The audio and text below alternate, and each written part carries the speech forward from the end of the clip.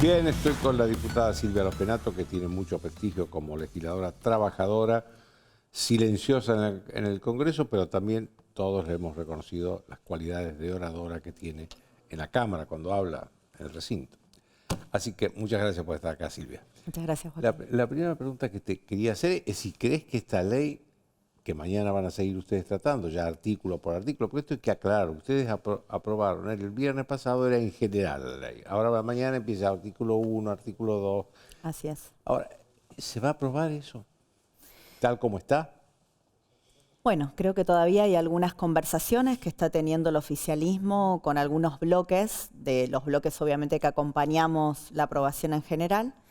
No es el caso del bloque del PRO, porque nosotros ya hemos mantenido esas conversaciones y ya tenemos un acuerdo general para la votación en particular, pero sé que hay otros bloques que todavía... El radicalismo, el bloque exactamente, el bloque de Pichetto, otro bloque que representa a otros gobernadores, que se llama Innovación Federal, digo, hay distintos bloques más chicos que acompañaron en general, pero que todavía tienen algunas diferencias con el articulado en particular. Y sé que están conversando, que estuvieron conversando en el día de hoy. Esperemos que mañana a la mañana se pueda resolver, porque la verdad es que es importante lo que sale de la ley, ¿no? Lo que queda, lo que consigue el consenso. Y ahí para mí fundamentalmente son los dos que hablaba al principio, las facultades delegadas al presidente y la autorización para privatizar. ¿Eso crees que tiene más o menos consenso? Bueno, respecto de las declaración de emergencia y la delegación de facultades, el gobierno efectivamente cedió bastante. De las 11 originales ahora hay 6 declaraciones de emergencia. Las bases de la delegación las trabajamos mucho, digamos, las reescribimos muchas veces para que sean bases acotadas, que es lo importante, para que efectivamente cumplieran con todos los precedentes de la Corte. Una cosa que yo les decía al oficialismo es: no sirven bases genéricas, porque la Corte ya se ha expresado en 2 casos muy conocidos sobre la necesidad de que se precisen esas bases. La delegación de 2 años, autoprorrogables por 2 años más, que vino en el proyecto del Ejecutivo, quedó en un año, prorrogable por el Congreso, que esto es muy importante, porque... Es decir, que dentro de un año el Congreso, si esto se aprueba, va a tener que... Es el propio Congreso. Si le aumenta un año más, ¿no? Exactamente, pero es el propio Congreso, no es la autoprórroga, ¿no? Una autoprórroga que hasta ahora no habían tenido ningún presidente, hasta Alberto Fernández, que por un decreto se prorrogó facultades. Entonces yo creo que tal como quedaron las facultades delegadas, con buenas bases y por un tiempo acotado, realmente son muy votables. Digamos, no estamos ahí como está diciendo el kirchnerismo, entregando una monarquía. No, para nada, al contrario. Primero, porque el Congreso no pierde nunca sus facultades de control. Cualquier norma delegada cumple el mismo trámite que un DNU, va a la comisión bicameral, la comisión se tiene que expedir y el Congreso podría rechazar esa norma si le parece que se excedió en la delegación, pero además nada indica, nada prohíbe que aún en una facultad que se ha delegado al presidente, el Congreso pueda seguir trabajando y ejerciéndola también, ¿no? Con lo cual, el Congreso está en pleno uso de sus facultades. Lo único que hace es permitirle un trámite más rápido en algunos temas que si no, efectivamente llevarían un tiempo que la Argentina no tiene. El presidente se fue a Italia y a Israel diciendo que no iba a dar más concesiones. ¿Es una buena política esa? Yo creo que hay algo que puede ser en lo discursivo, digamos, ¿no? Y después hay una cosa en la práctica. Las leyes son la suma de mayoría en cada uno de los artículos. Yo siempre digo, cuando me preguntan a qué se dedica un diputado, en realidad a juntar números, a contar, ¿no? Claro. Uno cuenta 129 para tener quórum, cuenta la mayoría simple o especial, dependiendo del tipo de ley, para pasar la ley, digamos, ¿no? Y después tiene que contar una mayoría en cada artículo. Así que a mí me parece que el oficialismo tiene que hacer hasta el último momento el esfuerzo más grande para lograr esas mayorías, para tener estas herramientas, ¿no? Porque además hay que pensar que esto que nos pide el presidente son herramientas. Después el presidente tiene que poder ejercerlas bien, tienen que servir a un plan de gobierno que le corresponde al presidente y a nosotros nos corresponderá controlar, digamos, qué uso se hace de esas herramientas. Pero no se resuelven los problemas por tener facultades delegadas ni por tener una autorización inclusive a privatizar una empresa. Después hay que hacer buenos pliegos, conseguir oferentes. En algunos casos va a haber que sanear ¿no? Algunas empresas para que estén en condiciones de ser privatizadas y a alguien le interese. En otros casos, tal vez el Ejecutivo tome la facultad que también va a tener ahí de liquidar una empresa si piensa que esa es una empresa que no es privatizable o que nadie está interesado y que nadie está interesado. Entonces, la facultad es una parte, yo diría, ínfima de un proceso que es principalmente del Poder Ejecutivo, y el éxito o el fracaso va a depender de si puede gestionar y si saben gestionar bien en el Poder Ejecutivo con esas cajas de herramientas que nosotros estamos tratando. Ahora, ¿cómo lo estás viendo al presidente 55 días después de haber asumido? ¿Era lo que vos imaginabas o te sorprendió en algo? Yo creo que este presidente tiene la ventaja de estar implementando un plan que nombró, que dijo. Siempre en la política estaba esta idea de si digo lo que voy a hacer no me votan. Él dijo lo que iba a hacer y la gente lo eligió igual y lo votó. Y ese es un gran mérito, ¿no? Decir la verdad, decir voy a ir por este lugar y ahora va a tener que implementarlo. Es muy poco tiempo para evaluar un presidente. A veces un mandato completo no alcanza para hacer una justa evaluación de un presidente. Sin duda que es muy poco tiempo. Pero tenemos una certeza, y usted lo decía al principio. Este presidente está electo hasta diciembre del 27. Son 4 años y nosotros queremos que le vaya bien porque imagínese si la Argentina no tiene margen para estar 4 años mal o peor que lo que está y de lo que nos dejó Alberto Fernández y lo que nos dejó todo este proceso. Además, lo que hay que repetir, me parece a mí, es que siempre que un presidente va antes de que concluya su mandato, los que más sufren son los argentinos.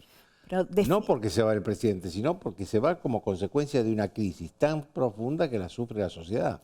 Definitivamente. Y la verdad que como este es un presidente que va a tener que sacar leyes conversando, logrando acuerdos en el Congreso, las cosas que querramos que hay que mejorar, se las diremos y las trabajaremos en el Congreso, y el presidente va a tener que escuchar porque así es como se construye la mayoría y así es como se vive en una democracia que decidió eso, ¿no? Que decidió poner un presidente, pero que a su vez tiene una minoría en el Parlamento muy grande.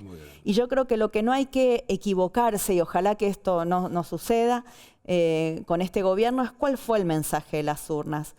Porque yo la verdad no creo que la gente haya vuelto el 56% de los argentinos de repente libertario, ¿no? Y que comparta ese... Y la escuela austríaca de exactamente, ¿no? Creo que eso puede explicar... Creo que eso puede explicar tal vez el 30% de la primera vuelta, pero lo que para mí explica el 56%, más que la idea de libertad, que todos queremos más libertad, salir de este estado hiperregulado, pero más que eso creo que es la idea de igualdad ante la ley. El presidente tuvo el acierto de denominar la casta, en realidad un conjunto de privilegios del que gozan algunas personas, algunos empresarios, algunos gremios, algunos políticos.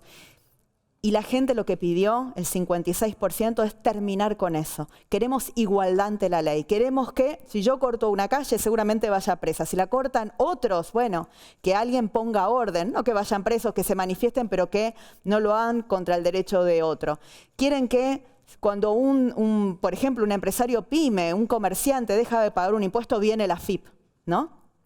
Sin embargo, la AFIP parece que nunca se dio cuenta que Cristóbal López evadió, o sea, retuvo un impuesto que tenía que pagarle al fisco e hizo negocios con eso. Fue más grave que eso. Sí, exactamente. Hizo negocios, no fue solamente evasión, sino que retuvo, digamos, un impuesto que le correspondía, hizo negocios con eso. Durante muchísimos años se volvió rico de esa manera. Creo que la gente se cansó de que algunos empresarios tengan mercados intervenidos, digamos, mercados hiperregulados que no permitan la competencia, y eso en que va en detrimento de los consumidores. Entonces creo que la gente hizo un reclamo muy fuerte de igualdad ante la ley, y me parece que por ahí deberían venir todas las reformas. Creo que en esta ley hay mucho de eso, y yo lo celebro, hay mucho de eso, y por eso me parece que si el gobierno enfoca bien y lee bien, como creo que lo está haciendo lo que pidieron los argentinos, y trabaja, va a tener el apoyo para hacer estas reformas.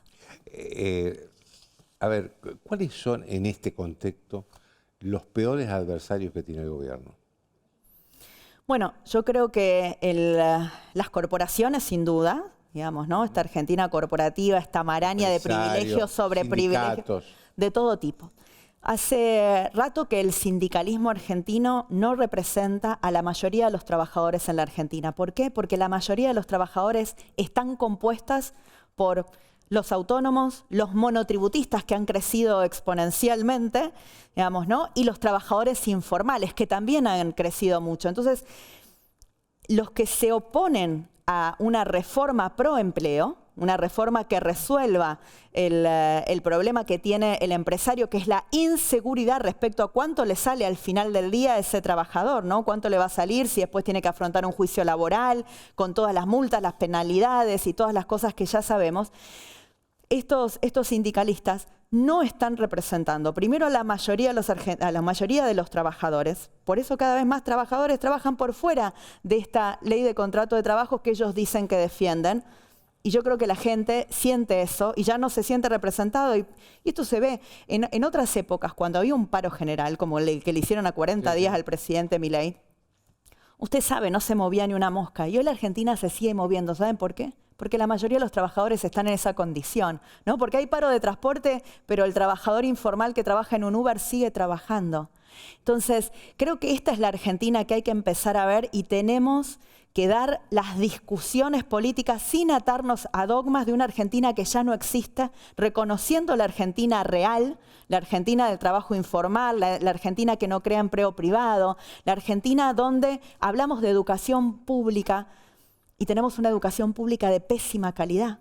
Entonces, ¿cómo se defiende la educación pública?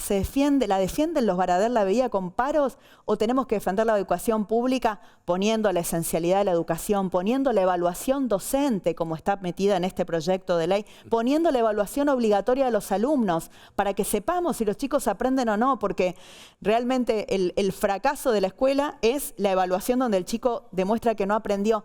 Esta Argentina real, hay mucho en esta ley, pero hay mucho más por hacer que no está en esta ley. Hay muchas corporaciones que no fueron tocadas por esta ley. Y yo espero que en la próxima vuelta se toquen esas corporaciones. Hacerte una última pregunta y te pido que seas breve porque se nos está terminando el tiempo. ¿Hay mucho lobby empresario y sindical presionando sobre diputados, sobre legisladores? ¿Hay mucho lobby presionando para que las cosas no cambien? Sí, sí, efectivamente.